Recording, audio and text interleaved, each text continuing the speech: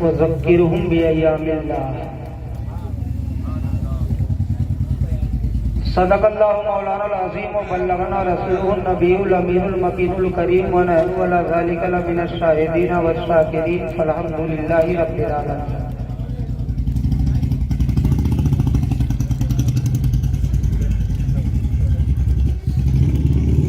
حاجیو آؤ شہنشاہ کا روضہ دیکھو، کعبہ تو دیکھ چکے، کعبے کا کعبہ دیکھو۔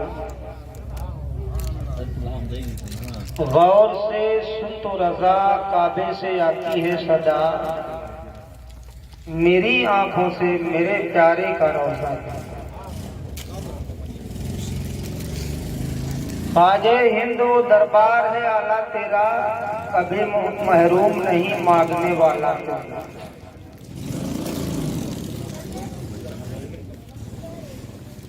محی الدین غوث ہے اور خواجہ معین الدین ہے، اے حسن کیوں نہ ہو محفوظ عقیدہ تیرا۔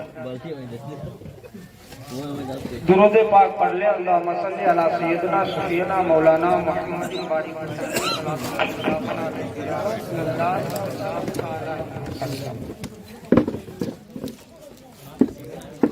خطبہ اعظام مداحان رسول، دیگر علماء اور ائمہ حفاظ کی لمبی فہرست ہے۔ وہ اپنے وجود سے اپنے آپ کو نہیں بلکہ آپ کو مسعود بنا رہے ہیں، اور مناسب تو یہ ہے کہ جو کہا جائے، جتنا بھی کہا جائے،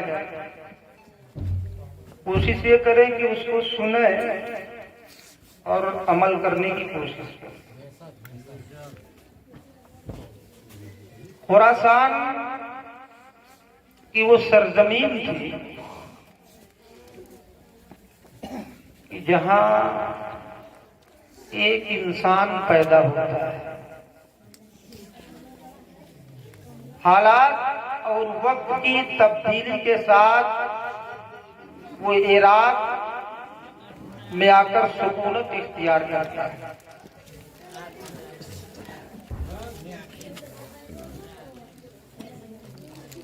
وہ انسان تو تھا لیکن اس کے ساتھ کبھی اچھا نہیں لگا، یعنی اچھا انسان یہ نہیں کہہ سکتے۔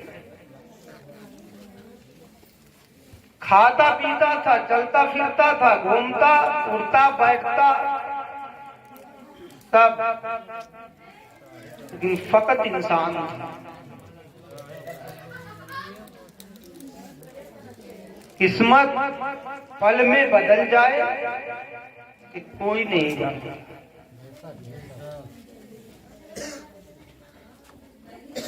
جیسے دیہاتوں میں مثل مشہور ہے، ملا کی دوڑ مسجد اور مدرسے تک، ایسے مثل یہ بھی ہے شرابی کی دوڑ گھر سے شراب کھانے۔ کسی سے کم چلتا بھی نہیں تھا، کھاتا بھی نہیں تھا، کسی سے کم پیتا بھی نہیں تھا۔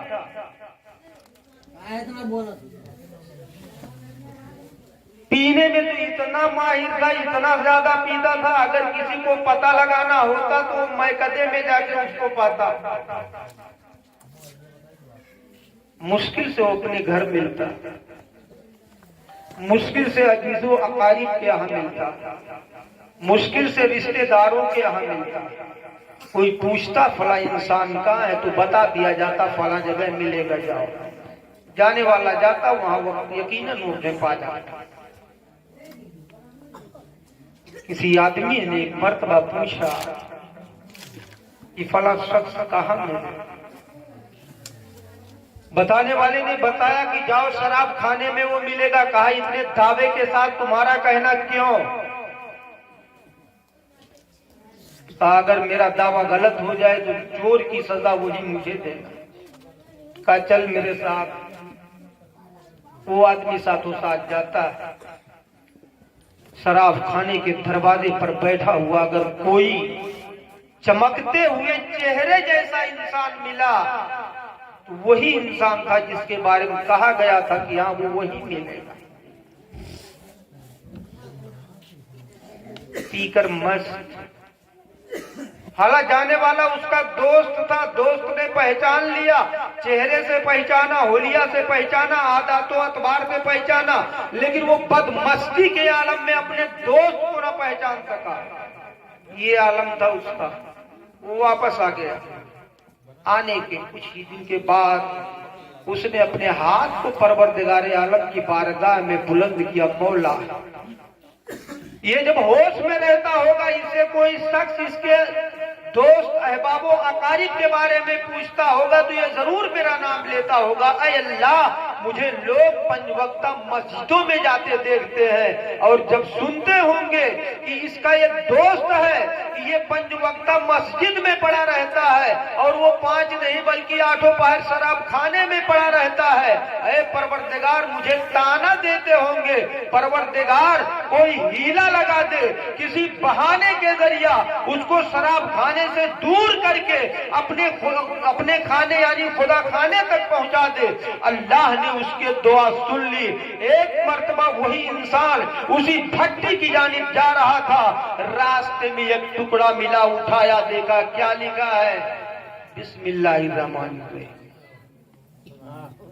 اٹھایا, واپس گھر چلا آیا, اس کو اپنے طاق پہ رکھا, صاف کر کے طاق پہ رکھ دیا, پھر قدم بڑھایا شراب خانے کی جانب. جیسے ہی شراب خانے کی جانب قدم بڑھاتا فوراً اس کاغذ کا ٹکڑا یاد آتا کہ کہیں وہاں سے گر نہ گیا ہو. فوراً جاتا اور دیکھتا وہ صحیح سلامت, پھر اسے صاف کر کے چوم کے پھر رکھتا.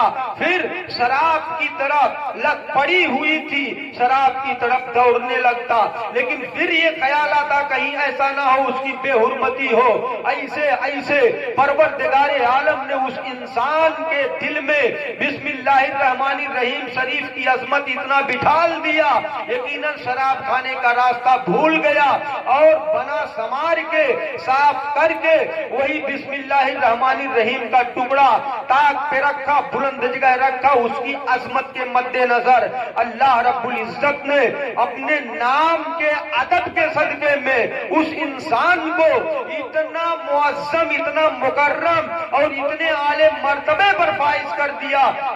دنیا جسے آج بشر حافی کے نام سے یاد کرتی ہے. حضرت بشر حافی, پہلے حضرت بشر حافی نہیں تھے. حضرت بشر حافی, بشر کا مطلب ہوتا ہے ننگے پاؤں والا, حافی کا معنی ہوتا ہے ننگے پاؤں والا. بشر تو ان کا نام ہی تھا, پہلے نام صرف تھا بشر, لیکن جب اللہ کے ناموں کی تعظیم کے سبب وہ زمین پر جوتا چپل اس وقت سے نہ پہن کے چلنے لگے, تب سے دنیا نے انہیں بشر حافی کے نام سے یاد کیا. یہ انسان اللہ کے نام کا ادب کرتے ہوئے جوتا چپل نہیں پہن رہا ہے. مطلب یہ کہ کہیں کوئی ٹکڑا ایسا نہ ہو جس پہ اللہ کا نام لکھا ہو اور وہ میرے پاؤں تلے پڑ جائے, جوتوں اور چپلوں کے تلے پڑ جائے. تو کوئی بعید نہیں, اگر حالات ایسے ہوں کسی کے ساتھ تو بس صدق دل سے مسجد کے کونے میں, گھر کے کونے میں, تنہائی میں, باغ میں, کھیت میں, ندی کے کنارے, جہاں بھی آ صدق دل سے اس انسان کے سدھرنے کی نیت کر کے پروردگار عالم کی بارگاہ میں رو دے, گڑ گڑا دے. یقیناً اللہ رب العزت کسی نہ کسی کی دعا ضرور قبول کرے گا, اور ایک دن وہ بشر حافی تو نہیں بن سکتا انسان, لیکن غلام بشر حافی ضرور بن سکتا ہے. فارسی کا مقولہ ہے, عقل مندارا اشارہ کافی ہے, درود پاک پر. اللہم صلی علی سیدنا شفیعنا مولانا محمد بارک وسلم صلاۃ و سلام. آپ کچھ بولو اگر سنے ہو شام سے. یہی نا, ایک سوال چھوٹا سا میرا ہے, پورا تو نہیں مانیں گے. عمرہ کہاں ہوتا ہے آپ بتائیے.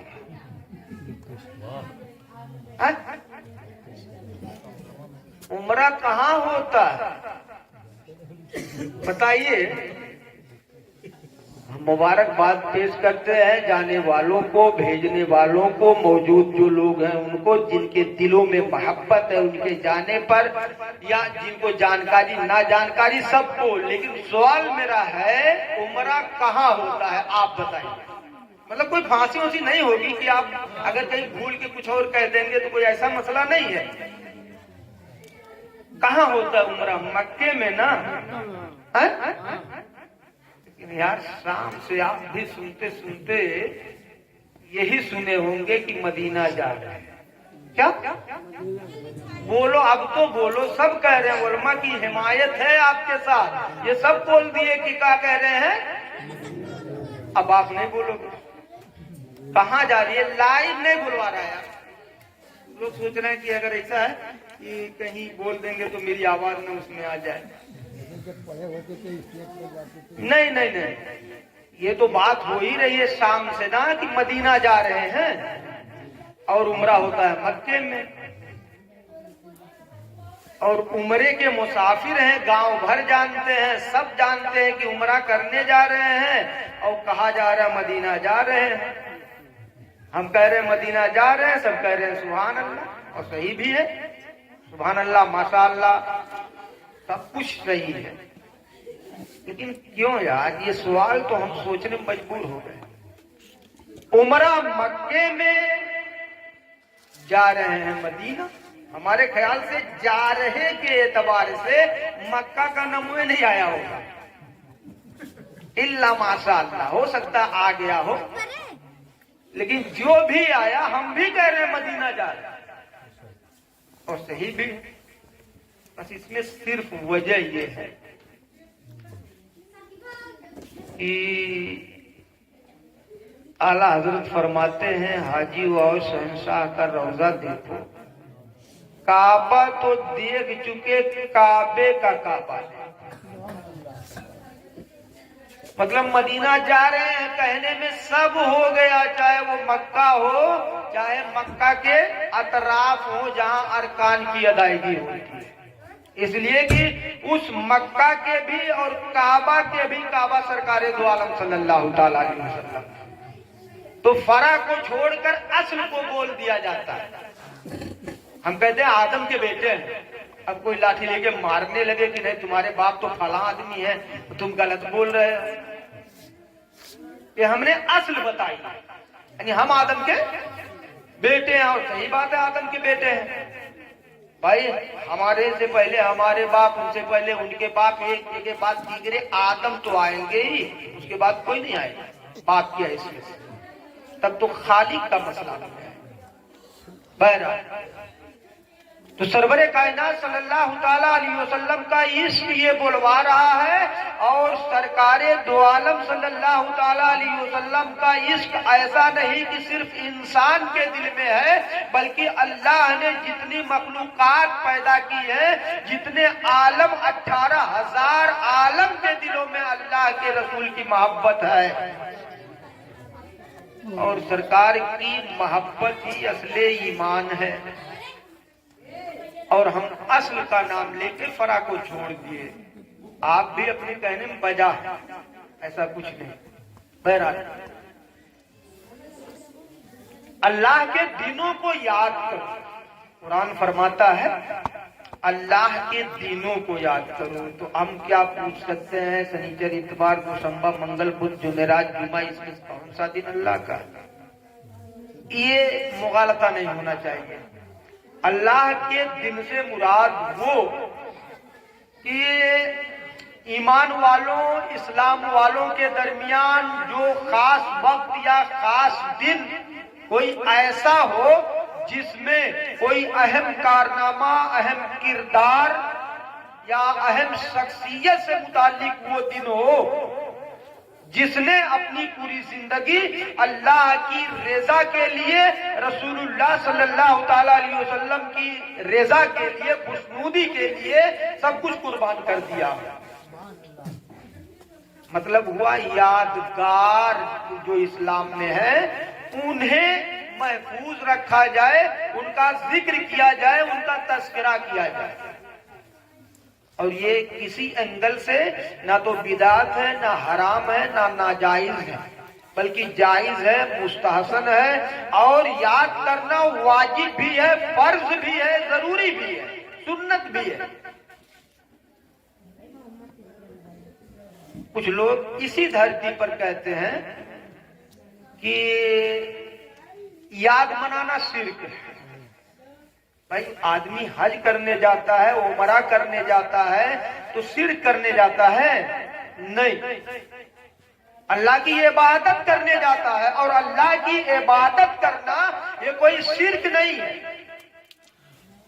20 سال تک حضرت خواجہ عثمان ہارونی نے حضرت خواجہ اجمیری سنجری غریب نواز کو اپنے حلقے میں رکھا تھا، کس لیے؟ دیکھیے، مرید ہونا یہ باعث ثواب ہے، ضروری ہے، لیکن سچے پیر کا مرید۔ بہت سارے پیر ایسے گھومتے، ہم پیروں کے مخالف تو نہیں ہیں، لیکن آپ بھی آج کے 20 سال 25 سال 30 سال پہلے دیکھے ہوں گے، جو ہمارے بزرگ لوگ 50 سال سے زیادہ کے ہیں، انہوں نے اپنی آنکھوں سے اسی دھرتی پر ایسے پیروں کو دیکھا ہوگا جو پیر ان کے گھر آ کر ان کے دل کو صاف کرتے تھے، اور آج بھی انہی کی آنکھیں دیکھ رہی ہے کہ انہی کے گھر پہ آ کر ایسے پیر ان کے جیب صاف کر رہے ہیں۔ کر رہے ہیں کہ نہیں کر رہے؟ کر رہے ہیں، اور ہمیں احساس نہیں ہو رہا۔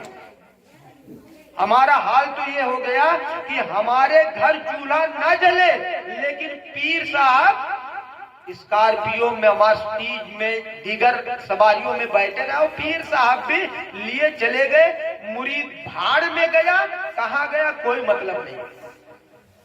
بہت دور نہ جا کر آپ حضور خلیفہ صاحب علیہ الرحمہ کی زندگی دیکھو، یہاں بوڑھے جو بیٹھے یہاں ان کی زندگی کو دیکھے ہوں گے، وہ آتے تھے دلوں کو صاف کرتے تھے۔ ہم یہ نہیں کہہ سکتے کہ عثمان ہارونی تھے، لیکن اپنے وقت کے عثمان ہارونی کے جانشین تھے، جو دلوں میں کجی رہتی تھی۔ خلیفہ صاحب یا ان جیسے لوگوں نے لوگوں کے دلوں سے ان کجیوں کو نکالا، تب جا کے علاقہ سنبھلا ہوا ہے، تب جا کے اطراف سنبھلے ہوئے ہیں، تب جا کے محلہ گلی کوچہ اور بستی میں یہ معاشرہ اچھے تشکیل میں نظر آ رہا ہے۔ ورنہ اگر خلیفہ صاحب جیسے لوگ یا ایسے بزرگان دین جن کے اندر حضرت خواجہ عثمان ہارونی کی عظمتیں خون بن کر رقص نہ کرتی رہتی تو کب کا نہ جانے کب کا یہ علاقہ کس منزل میں پہنچا ہوتا، کچھ کہا ہی نہیں جا سکتا۔ تو خواجہ عثمان ہارونی نے حضرت خواجہ غریب نواز کو 20 سال تپسیا پر رکھا تھا، تب جا کے مرید کیا۔ انہوں نے اجمیر میں آ کے اگر لکڑی اٹھایا، مٹی اٹھایا تو سونا بنا، معمولی چیز ہے۔ اتنے بڑے کاسے میں پورا آنا ساگر بھر لینا یہ معمولی چیز نہیں ہے، یہ اسی تپسیا کا نتیجہ ہے۔ جب حضرت خواجہ عثمان ہارونی نے یہ جان لیا کہ میرا حسن، خواجہ غریب نواز کا نام حسن سنجری، میرا حسن اب اللہ کی رضا کے لیے جس چیز کی طرف آنکھ اٹھا کر دیکھ لے گا یقیناً وہ اس میں کامیاب ہو جائے گا، تب پکڑے ہاتھ لے کے گئے خانہ کعبہ میں۔ ندی کے کنارے مرید نہیں کیا تھا، کسی اس میں بلڈنگ میں مرید نہیں کیا تھا، خانہ کعبہ کا گلاف پکڑوایا تھا اور کہا تھا کہ اے اللہ یہ حسن سنجری ہے، یہاں تک پہنچانا میرا کام تھا، اب صفائے قلب کرنا تمہارا کام۔ ایسے مرید کے لیے پروردگار عالم کا سلام آیا تھا۔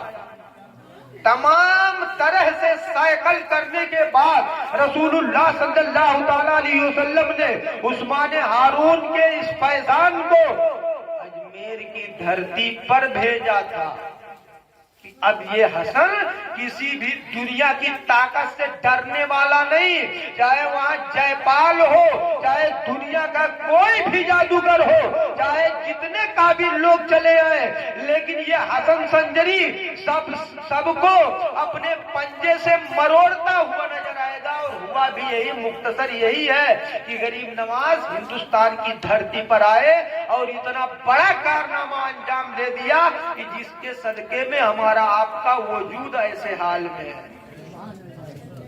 بہت زیادہ کچھ کہنے کی ضرورت نہیں، تو حسن اتفاق کہیے، اتفاق نہیں، حسن اتفاق۔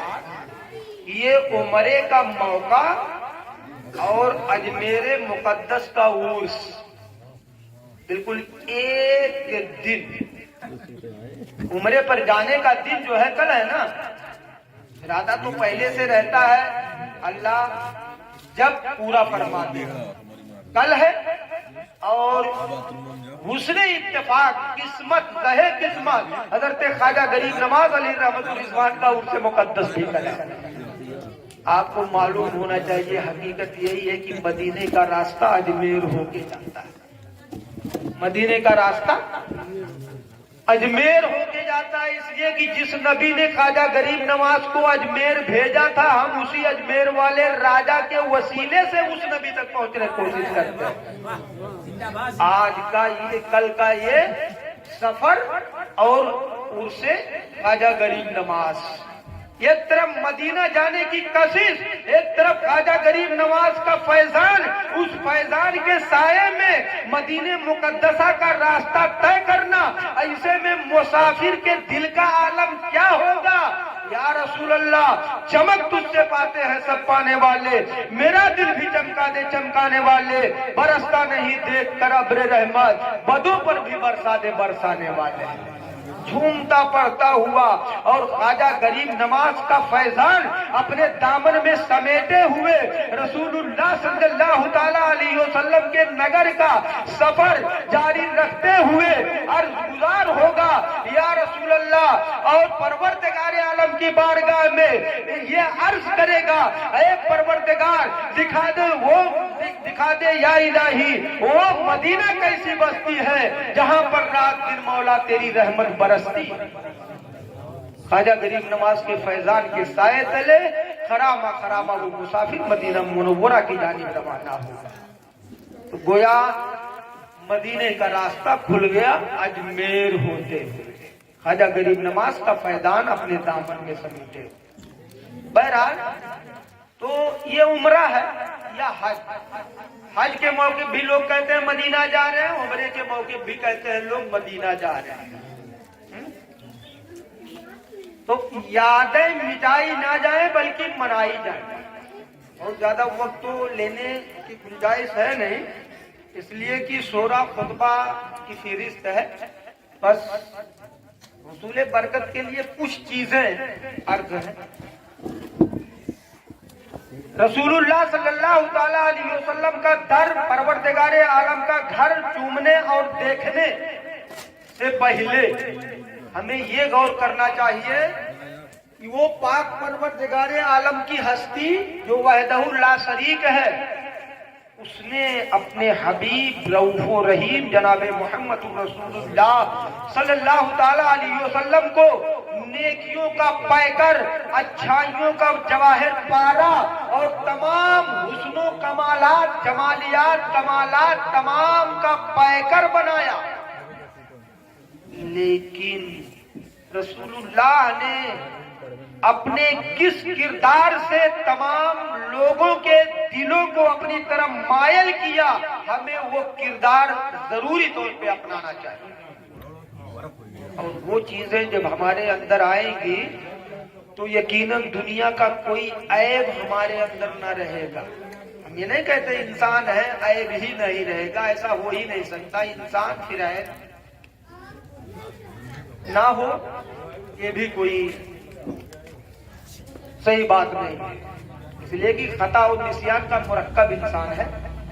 بہرحال لیکن اتنا بھی نہیں کہ غلطی پہ غلطی کر جائیں، غلطی پہ غلطی کر جائیں، کوئی کہے کاہی اتنا غلط کیے تو کہہ دو انسان ہے، انسان بغیر غلطی کے نہیں رہتا، ایسا نہیں ہے۔ ہاں نہ جانتے ہوئے کوئی ایسی چیز ہو جائے تو اس کی بات ہے، غلطی وہ ہے، اور جان کر نہ کرنا یہ تو بالکل ڈھٹائی ہے۔ ڈھٹائی اور غلطی میں زمین آسمان کا فرق ہے۔ تو غلطی الگ چیز ہے، ڈھٹائی الگ چیز ہے۔ تو ڈھٹائی نہیں کرنی چاہیے، غلطی ہو جاتی ہے، آمدن ساہمن کوئی بھی چیز ہو۔ خیر، رسول اللہ صلی اللہ تعالیٰ علیہ وسلم کو جن اوصاف جمیلہ کا پیکر پروردگار عالم نے بنا کے بھیجا تھا، ان اوصاف جمیلہ میں ایک وصف ہے جس کا نام ہے اخلاق۔ کیا ہے؟ اخلاق۔ انسان پیسے کا کتنا بھی بڑا دھنی ہو جائے، علم کتنا بھی اس کو ہو جائے، اور کسی بھی اعتبار سے وہ کتنا بھی بڑا ہو جائے، لیکن جس انسان کے اندر اخلاق نہیں ہے، یقیناً وہ انسان کہے جانے کے لائق بھی نہیں۔ اخلاق ہی کی تلوار تھی جس کے ذریعہ عرب کے بڑے بڑے مردان اپنے سروں کو جھکائے، اور رسول اللہ صلی اللہ تعالیٰ علیہ وسلم کے اخلاق نے ان کی گردنوں کو اس طرح کاٹا کہ لوگوں کو احساس بھی نہیں ہوا اور گردنیں بھی کٹتی ہوئی نظر آئی۔ ہم اس رسول ہاشمی کی بات کرتے ہیں جس رسول کے در پہ کوئی عزم سفر باندھ چکا ہے، رسول اللہ صلی اللہ تعالیٰ علیہ وسلم کے در وسیلے سے اللہ کا گھر دیکھنے کی نیت کر چکا ہے۔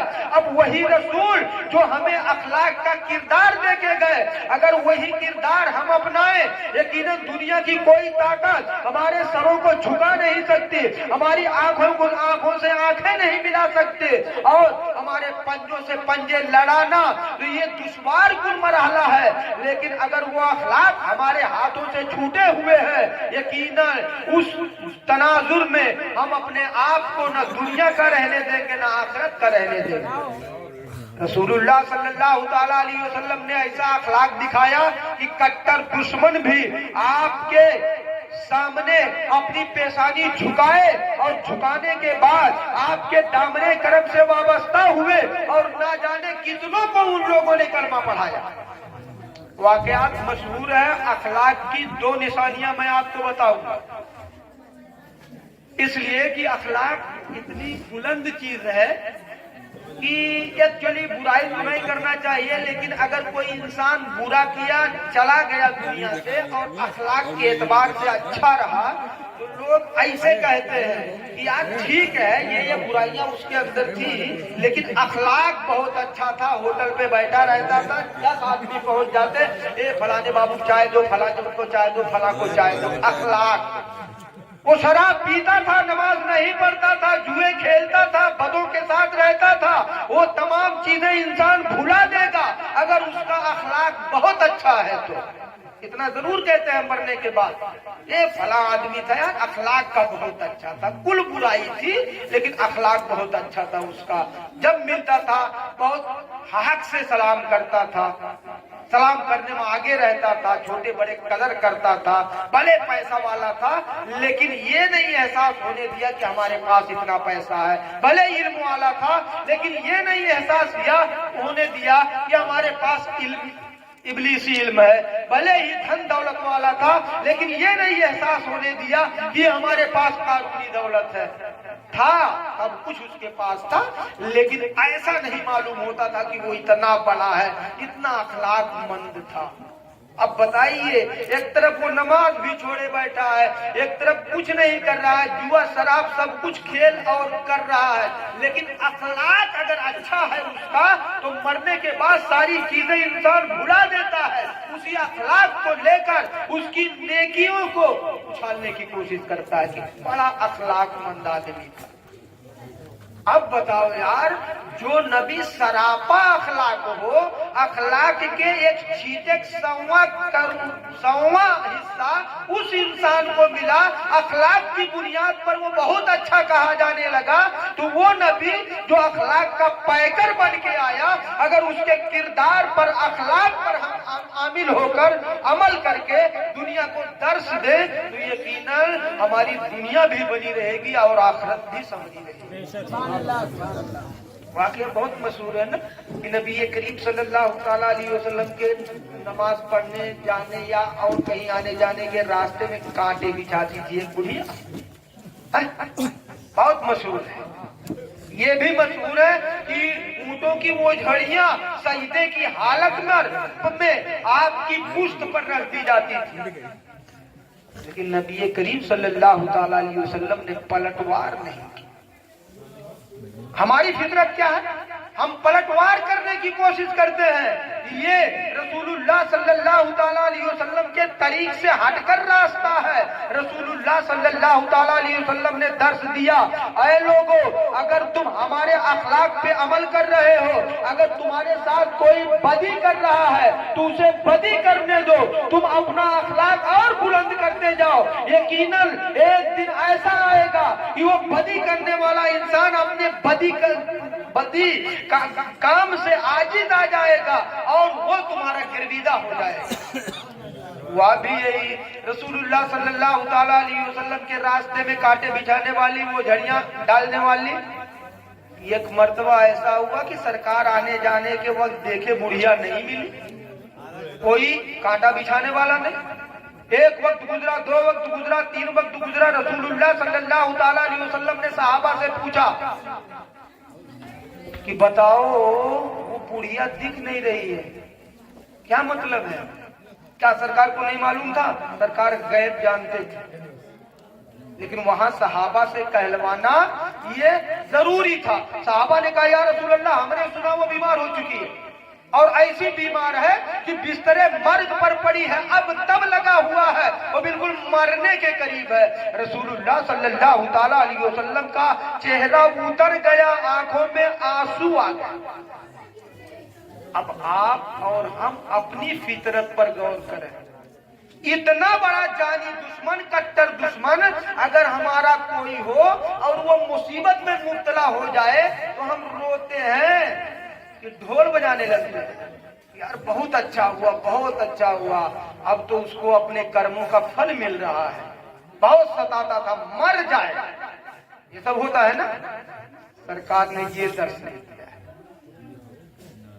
کبھی کبھی ہم تو نہیں لیکن ہماری ماں بہنیں ضرور یہ چیزیں کہتی ہیں کہ اللہ ساتھ دشمن کے ہی سنگ ہے، یہ کہتے ہیں، بہرحال ان کا نظریہ ہے۔ تو ہماری فطرت یہ ہے کہ ہمیں تکلیف دینے والا، ہمارا مخالف، ہمارا دشمن اگر کسی اذیت میں مبتلا ہے اور ہمیں خبر ملی تو ہم خوشی مناتے ہیں، خوشی نہیں۔ رسول اللہ صلی اللہ تعالیٰ علیہ وسلم کا طریقہ، راستہ دیکھو، رسول اللہ کا چہرہ اتر آیا، آنکھوں سے آنسو جاری ہوئے۔ صحابہ نے عرض کیا یا رسول اللہ صلی اللہ تعالیٰ علیہ وسلم، وہ بڑھیا آپ کے راستے میں کانٹا بچھانے والی اور مسلسل کانٹے بچھانے والی، اس کی نیت ہوتی تھی آپ کو تکلیف پہنچے، اس کا مقصد ہوتا تھا آپ پریشان ہو۔ یا رسول اللہ آج وہ بیمار پڑی، آپ کا چہرہ اتر آیا، آپ کی آنکھوں سے آنسو جاری ہو گئے۔ رسول اللہ صلی اللہ تعالیٰ علیہ وسلم نے کہا ہے صحابہ ایسا نہیں ہے، آخر ہے بھی تو وہ انسان ہے اور تم اسے اپنی آنکھ سے دیکھ رہے ہو، لیکن یہ تمہارا نبی یہ اس کو اپنی آنکھ سے دیکھ رہا ہے۔ اسی روتی ڈبڈبائی ہوئی آنکھ کو لے کر رسول اللہ صلی اللہ تعالیٰ علیہ وسلم اسی بڑھیا کے گھر گئے۔ بڑھیا کے گھر والے چاروں طرف سے گھیرے ہوئے تھے۔ اب گھیرنے کی بات دیکھیے، کسی طرف کوئی راستہ نہ تھا کہ کوئی آ کر اس بڑھیا کو دیکھے، لیکن جیسے ہی لوگوں نے دیکھا یہ تو محمد ابن عبداللہ آ گئے، لوگ بالکل بے حس و حرکت ہو گئے، لوگ چونک پڑے کہ یہ تو محمد ابن عبداللہ، ان کے راستے میں زندگی بھر یہ بڑھیا کانٹے بچھائی اور آج یہ بیمار ہوئی، آخر ایسا تو نہیں بدلہ لینے کے لیے آ رہے ہیں۔ لوگوں نے راستہ دے دیا، پائے تانے جا کے کھڑے ہو گئے جس سے کہ صاف چہرہ نظر آئے۔ آقا کریم صلی اللہ تعالیٰ علیہ وسلم کی آنکھیں بھیگی ہوئی ہیں، وہ بڑھیا مرگ کے عالم، بستر مرگ پر لیٹی ہوئی، بالکل एकदम आधी जान बुढ़िया, वो भी समझ नहीं पा रही आखिर क्या हो रहा है। इसको तो मैं तकलीफ दे रही थी और ये हमारे सामने आया हुआ है। लोगों ने सरवरे कायनात सल्लल्लाहु ताला अलैहि वसल्लम के हरकतों सकनात के एतबार से देखा कि जैसे लोग एक मरीज के इयादत के लिए आते हैं, ऐसे मोहम्मद इब्ने अब्दुल्ला उस बुढ़िया के पायदाने खड़े होकर इयादत कर रहे हैं और उनके लबहाए नाज हिल रहे हैं। रसूलुल्लाह सल्लल्लाहु ताला अलैहि वसल्लम ने इशारा किया, ओ माँ ये बताओ तुम्हें कौन सी तकलीफ हुई है। वो बुढ़िया बोलती क्या, इतने में मजमे की आंखें रोने लगी। अल्लाह अकबर, जमाना देख रहा है कि ये बुढ़िया जिंदगी भर तकलीफ देने की कोशिश की है, आज मोहम्मद इब्ने अब्दुल्ला इसकी हाल पुरसी करने के लिए आए हुए हैं। मजमे के आंखों में आंसू, बुढ़िया उठने की ताकत उसको नहीं थी, लेकिन तारीख बताती है कि अपने पूरे बदन की ताकत इकट्ठा किया और उठकर बैठ गए। उठकर बैठने के बाद कुछ कहा नहीं, कहा है मोहम्मद इब्ने अब्दुल्ला अगर आप ही आखिरी पैगंबर हो, अपना हाथ बढ़ा दो, आखिरी वक्त में आपके हाथ पे कलमा पढ़कर मुसलमान हो जाए। मान लिया, जो आपकी बात सुन लेता है, जो आपका चेहरा देख लेता है, वो आपका हो के रहेगा। बुढ़िया कलमा पढ़ी। अब खानदान में ना जाने कितने लोग बुढ़िया के सदके में कलमा पढ़े। बताओ, सरकार अगर ये सोचते कि ये कांटे भी जाते थी, बीमार हो गई, मर जाए, जाने दीजिए, तो इस्लाम की तादाद बढ़ती। वो तो नबी की आंखें देख रही थी कि आज होने वाला क्या है। वही मक्का, एक बुढ़िया इतनी आजिज थी, देखी भी नहीं थी, सुनी भी नहीं थी, लोगों से कहा कि अब यहाँ रहना मुनासिब नहीं है, बिल्कुल मैं एक दिन भी नहीं रह सकती, अब मैं यहाँ से मैदान चली जाऊंगी, जंगल बयाबान में जिंदगी गुजार लूंगी, मोहम्मद इब्ने अब्दुल्ला का चेहरा नहीं देखूंगी, उसकी बात नहीं सुनूंगी। तैयार हो गई, गठरी मोटरी बनाई और रोड के किनारे लाके रखी, सोचा कोई उठवाने वाला आ जाए, उठवा लूं, चलो चली जाओ। बहरहाल तारीख यही बताती है, बिल्कुल शाहराह के करीब। अक्ल कह रही है क्या रसूलुल्लाह सल्लल्लाहु ताला अलैहि वसल्लम से पहले कोई इंसान गुजरा ना होगा। आलमे तखय्युल में जब ये सवाल किया जाता है कि उस बुढ़िया ने किसी गुजरते हुए इंसान को देखा होगा, सवाल किया होगा, अरे बेटा ये गठरी उठवा दे, लेकिन मंजूर था कुदरत को कि ये गठरी अगर कोई हाथ गठरी को लगाएगा तो मोहम्मदुर रसूलुल्लाह होंगे। इसलिए उस बुढ़िया के कहने पर सुनने वाला अनसुना करके चला गया होगा। वक्त आया, रसूलुल्लाह सल्लल्लाहु ताला अलैहि वसल्लम भी उसी रास्ते से गुजर रहे थे। बुढ़िया ने आम इंसान जानकर कहा, ये बेटा ये मेरी गठरी है, उसको उठवा दे मेरे सर पर और मैं यहाँ से अपने मंजिल तक चली जाऊं। रसूलुल्लाह सल्लल्लाहु ताला अलैहि वसल्लम है वो गठरी के करीब गए। गठरी के करीब जाने के बाद गठरी उठाया और बुढ़िया के सर पर रख दिया। कहाँ रखा? नहीं रखा, बुढ़िया सर पे नहीं रखा, गठरी उठाया और अपने सर पे रखा। बुढ़िया ने कहा, बेटा क्या मामला है, काम वहां कहाँ जाना है, चलो। कहा अच्छा ठीक है बेटा, बहुत अच्छा है, बड़ा एहसान होगा तुम्हारा, उठवाने बजाय हमको जहाँ जाना वहां तक पहुंचा रहा है। बुढ़िया आगे आगे जा रही है, रसूलुल्लाह अपने सर पर गठरी रख के पीछे पीछे जा रहे हैं। जब जंगल में पहुंच गई जहाँ उसको रहना था, जब मंजिल आ गई, बुढ़िया ने कहा बेटा ये गठरी उतार दे। गठरी उतार दिया और फिर रसूलुल्लाह सल्लल्लाहु ताला अलैहि वसल्लम बगैर कहे, बगैर कुछ सुने, आप उल्टे कदम वापस होने लगे, थोड़ी दूर आ गए। बुढ़िया की नजरों से ओझल होने वाले थे तो बुढ़िया ने आवाज दिया। बुढ़िया ने सोचा कि देखो इतनी मेहनत किया है, गठरी सर पे लाया है, मेरे पास आज फूटी कौड़ी नहीं है कि इसको दे दूं मेहनताना, लेकिन बुला के कुछ तसल्ली के अल्फाज कह दो। कहो बेटा जाने से पहले आ जा। रसूलुल्लाह सल्लल्लाहु ताला अलैहि वसल्लम फिर मुड़े। मुड़ने के बाद आकाए दो आलम सल्लल्लाहु ताला अलैहि वसल्लम बुढ़िया के करीब पहुंचे। बुढ़िया ने कहा बेटा देखो तुम इतनी मेहनत किए, मेरे पास इसके बदले में देने के लिए फूटी कौड़ी भी नहीं है, मैं तुमको चंद नसीहतें करती हूँ, उस पे अमल करना कामयाब रहोगे। कहा बताओ माँ। रसूलुल्लाह सल्लल्लाहु ताला अलैहि वसल्लम के कहने पर बुढ़िया ने कहा बेटा میں نے مکہ کی سرزمین کو خیرآباد کیوں کہا، مکہ کیوں چھوڑا، اس بیابان میں، جنگل میں، سنسان دیار میں زندگی گزارنے کا پلان کیوں بنایا معلوم ہے؟ کہا ماں تو ہی بتا دے تو اچھا ہوگا۔ کہا بیٹا میں نے سنا ہے کوئی محمد نامی انسان آیا ہوا ہے جو نبی ہونے کا دعویٰ کرتا ہے، 360 خداؤں کو برا بھلا کہتا ہے، ایک اللہ کی عبادت کی جانب دعوت دیتا ہے، اس کے بارے میں مشہور ہے، جو اس کا چہرہ دیکھ لے گا، جو اس کی بات سن لے گا، وہ اس کا ہو کے رہ جائے گا، اس لیے میں نے مکہ چھوڑ دیا ہے، اس جنگل میں رہنے آئے ہوں۔ دیکھنا بیٹا نہ کبھی اس کی بات سننا اور نہ کبھی اس کا چہرہ دیکھنا۔ اتنا کہا پھر سرکار الٹے پاؤں روانہ، پھر دوڑی دور گئے۔ جانے کے بعد پھر بڑھیا نے آواز دیا بیٹا ادھر آؤ۔ رسول اللہ صلی اللہ تعالیٰ علیہ وسلم الٹے قدم آئے۔ آنے کے بعد اس بڑھیا نے کہا بیٹا یہ تاریخ لکھی جائے گی، تاریخ، جب کوئی پوچھے گا کہ اے بڑھیا بتا کہ تجھے یہاں تک پہنچانے والا کون تھا، اس کا نام کیا تھا، تو میں کیا بتاؤں گی بیٹا، اپنا نام تو بتاتے جاؤ۔ اتنا کہنا تھا کہ رسول اللہ صلی اللہ تعالیٰ علیہ وسلم نے اپنی پیاری آواز میں بہت مدھر انداز میں کہا ماں مجھے محمد ابن عبداللہ کہتے ہیں۔ کیا کہا؟ مجھے محمد ابن عبداللہ کہتے ہیں۔ اتنا نام سننے کے بعد بڑھیا چونکی، حیرت اور مسرت میں ڈوب کر اس کو یہ نہیں سمجھ میں آتا رہا ہوگا کروں کیا۔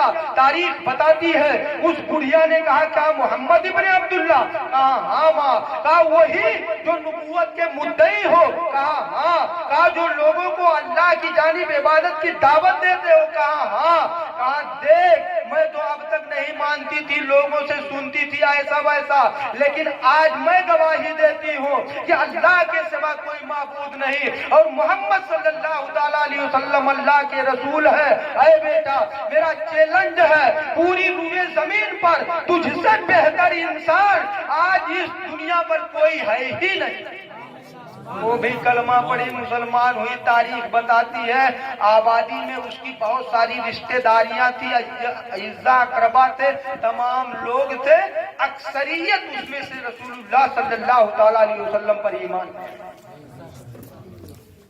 اب بتائیے اخلاق ہی تو تھا یہ کہ پیسہ دے دیے تھے بڑھیا کو، سرکار عیادت کرنے کے لیے گئے تھے، ایک پیسہ دوا کے لیے بھی نہیں دیے، کچھ نہیں کیے، اتنے لوگ ایمان لے آئے۔ بڑھیا گٹھری اٹھا کے جنگل میں پہنچا دیا، نام بتانے کے بعد، کردار ادا کرنے کے بعد بڑھیا نے بھانپ لیا کہ جیسا انسان کوئی ہو ہی نہیں سکتا۔ بڑھیا ایمان لائی، خاندان والے ایمان لائے، عزیز و اقارب ایمان لائے۔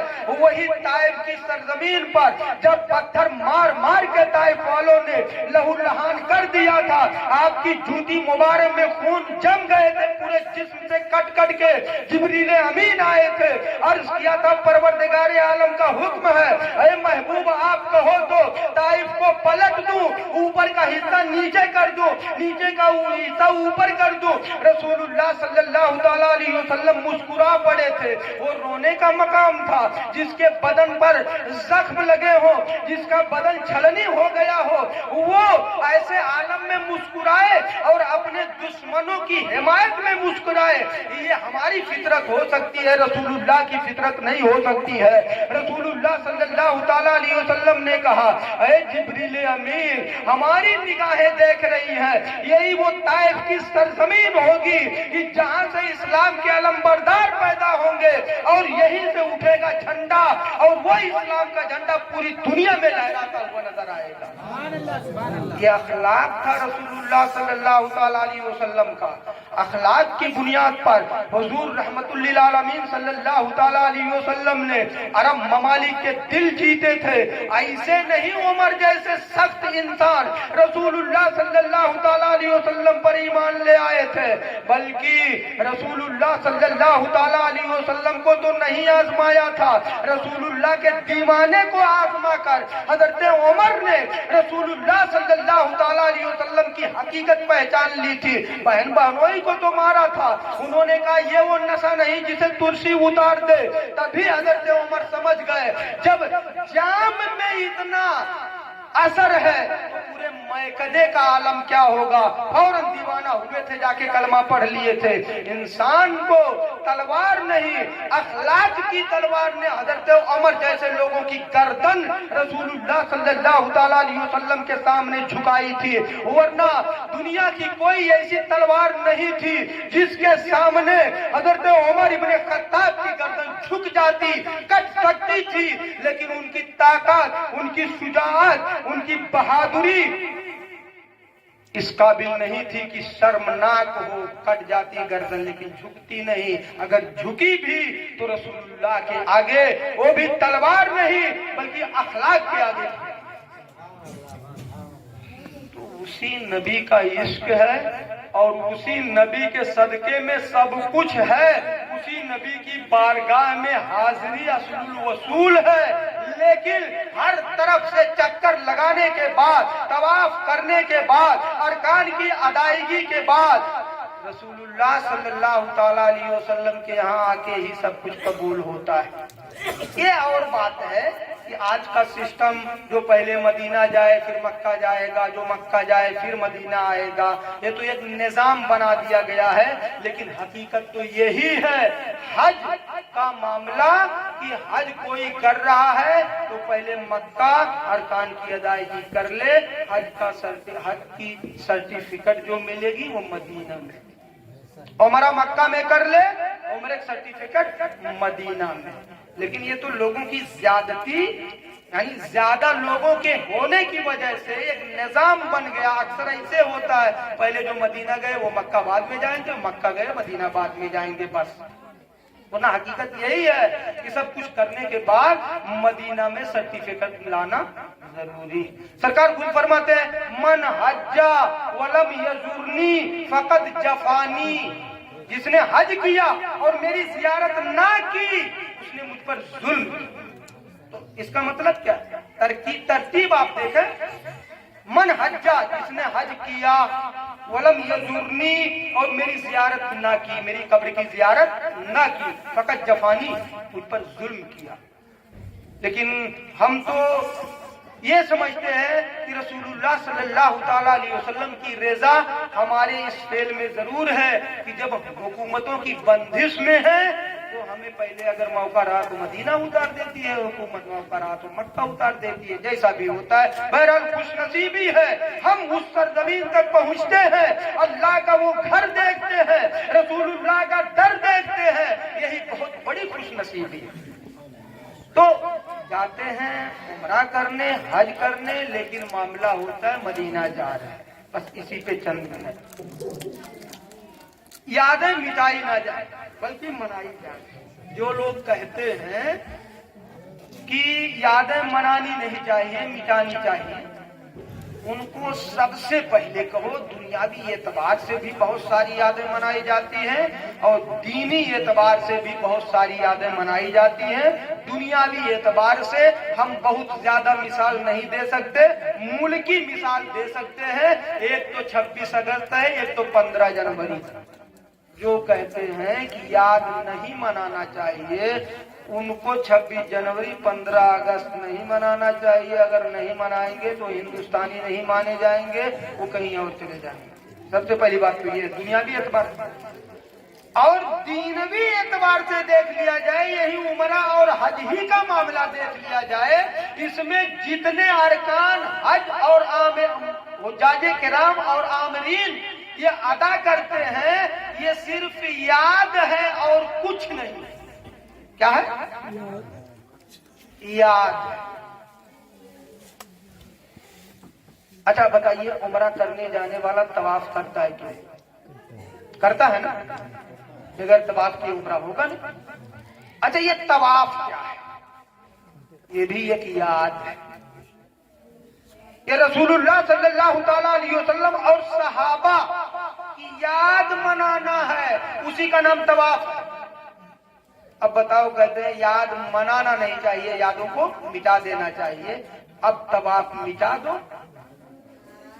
रसूलुल्लाह सल्लल्लाहु तआला अलैहि वसल्लम जब मक्का छोड़कर मदीना आए, लोग मक्का की सरजमीन, मक्का का पानी ये सूट करता था, لیکن یک بیت مدینہ آئے جبکہ اس کا نام یثرب تھا، بیماریوں کا گھر، تو نہ وہاں پانی اچھا نہ اور ساری چیزیں سہولتیں اچھی. بہرحال مکہ کی مناسبت سے مدینہ منورہ میں صحابہ لاغر ہونے لگے، کمزور ہونے لگے، جسمانی اعتبار سے دیکھنے میں بے ڈھنگے لگنے لگے. صحابہ کے ساتھ ایک مرتبہ رسول اللہ صلی اللہ تعالی علیہ وسلم گئے زیارت کرنے خانے کعبہ.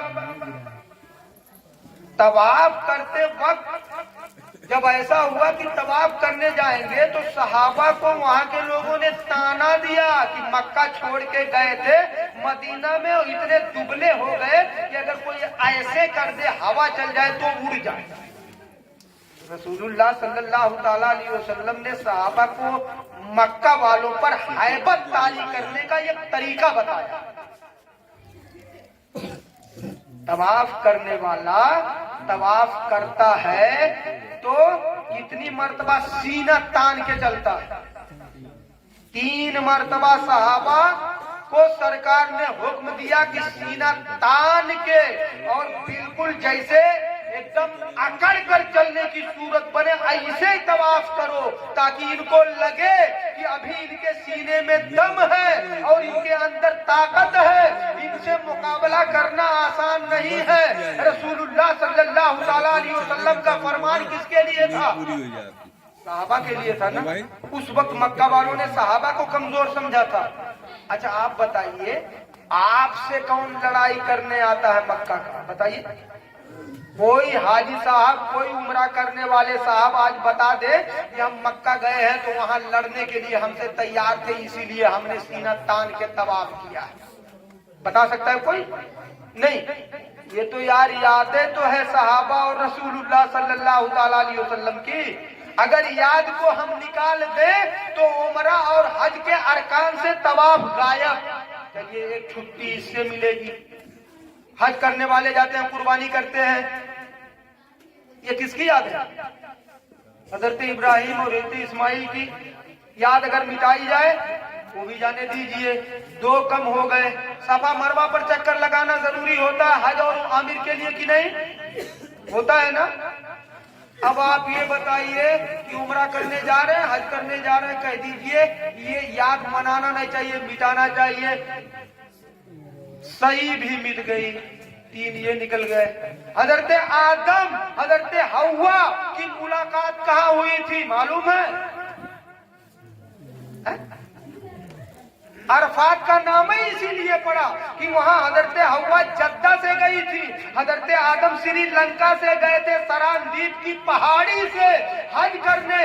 پہلی مرتبہ جنت سے آنے کے بعد جب بچھڑے تھے، جنت سے آنے کے بعد جب مائی حوا دادا آدم بچھڑے تھے تو مائی حوا جدہ میں تھی، دادا آدم سری لنکا میں یعنی ہندوستان میں اتارے گئے تھے. سری لنکا جز تھا سراندیپ کی پہاڑی پر. دونوں ایک بیت حج کرنے گئے تھے. دونوں کی ملاقات کہاں ہوئی تھی؟ میدان عرفات میں.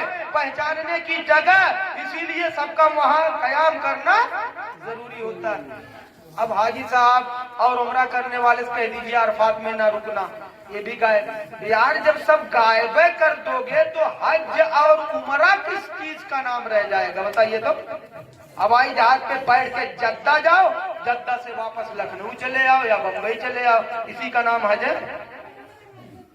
شیطان کو کنکر مارنا یہ بھی یادیں ہے. حضرت ابراہیم نے مارا تھا جب بہکا رہا تھا اسماعیل کی قربانی سے. تو رمیے جمرات کہتے ہیں اس کو، شیطان کو کنکر مارنا وہ بھی یاد ہے، اس کو بھی نکال دو. تو کل ختم ہے. آپ کا 2.5 3 لاکھ 4 لاکھ 5 لاکھ جو بھی لگتا ہے ایک آدمی کا وہ تو آرام سے بچ جائے گا کہ نہیں بچ جائے گا؟ اس میں آدھا ادھر کھیت مل جائے گا. اتنے بڑے مطلب عقل کے اندھے ہیں اس سرزمین پر، کہتے ہیں یادوں کو منانا نہیں چاہیے. اب ہم یک چیز کی مثال دیے ہیں صرف حج سے متعلق، بہت ساری چیزیں ایسے ہیں.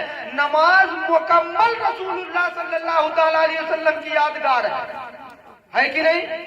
معراج کی رات کون لایا نماز؟ रसूलुल्लाह सल्लल्लाहु ताला अलैहि वसल्लम। और ये जो खट्टा बना कर पेशानी पर गली गली गुदड़ी लेकर घूमते हैं और कहते हैं यादों को मिटा देना चाहिए, मनाना नहीं चाहिए। तो आप बताओ, अगर याद मिटाना चाहिए, मनाना नहीं चाहिए, तो नमाज सरकार की याद है कि नहीं? सरकार की याद है, फिर घट्टा काला क्यों, मत्था काला क्यों? बहरहाल रसूलुल्लाह सल्लल्लाहु ताला अलैहि वसल्लम के इश्क में, रसूलुल्लाह सल्लल्लाहु ताला अलैहि वसल्लम के सदके में अल्लाह ने सारी कायनात बना दी। अब हम कुछ भी करते हैं, अल्लाह की रज़ा तो जरूर रहती है, लेकिन पहले मकसद ये होता है कि रसूलुल्लाह की रज़ा हो इसमें। बगैर रसूल की रज़ा के अल्लाह की रज़ा हासिल ही नहीं हो सकती। आला हजरत ने फैसला फरमा दिया, खुदा की रज़ा चाहते हैं दो आलम, खुदा चाहता है रज़ा मोहम्मद सल्लल्लाहु ताला अलैहि वसल्लम।